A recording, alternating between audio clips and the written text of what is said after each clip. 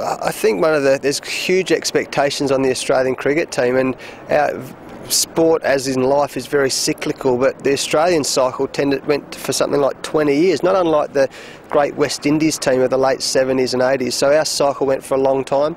It had to finish somewhere, and when you lose great players, it's like taking the CEO and the CFO and the marketing manager out of a business. You know, if you do that, things aren't that smooth. So we did take some great players out.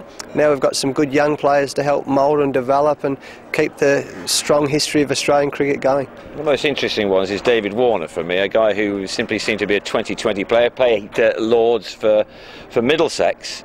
He now seems to just be an incredible all-round cricketer. Well, he's playing all three forms of the game. There's not many players in the world who are playing all three forms of the game. He's very exciting. He certainly, as a coach, he keeps you on the edge of your seat because you never know what's going to happen, but he's very exciting. He can win games of cricket. He's got great spirit too. I love the way he fields, and I love his competitive and combative spirit on the field. So he's a nice guy to have in the team. How do you, the way you batted, coach a guy like that who bats that way?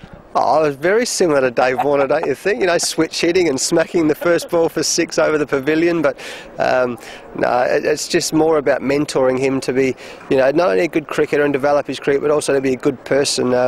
So that's the role I take with someone like him. And the aspect of your team currently is the bowling attack, the seam attack in particular. You seem to have a whole string of bowlers to come through. Yeah, we do, and there's some really exciting young players. And to be fair, we've come here after a long break, so everyone's fit and healthy. Hopefully we're in the same position in 6 weeks or 6 months' time. You know, it's the nature of the beast with fast bowlers. They don't tend to stay on the park for very long, but you know, we've got a good stable there, and we've got to make sure we keep them healthy. There's certainly the talent there. Finally, we've talked a lot about in this country at the moment, this is the year of sport for the Olympics and so on and so forth. Next year really is the year of sport, because unheard of before, back-to-back Ashes. Yeah. 5 tests here, 5 tests in Australia. Would you like to have played in that? Yeah, look, it is what it is. I love the fact that it's usually every 4 years or at least every 2 years, and so there's the bragging rights for a little bit longer. It's going to be a real struggle. It's going to be a tough encounter. It's almost going to be the survival of the fittest. But look, Ashes cricket's always going to draw a lot of interest, isn't it? We've also got the Champions Trophy here before that, so next summer I might be here with the Australian team for about 4 months, so that should be nice. And England's chances in that next year? Well, they're playing, to be fair to England, they're playing brilliant cricket at the moment. They were a better team than us last Ashes series in Australia. It's rare for us to lose a series in Australia, let alone an Ashes in Australia. So they're a very good team, well led.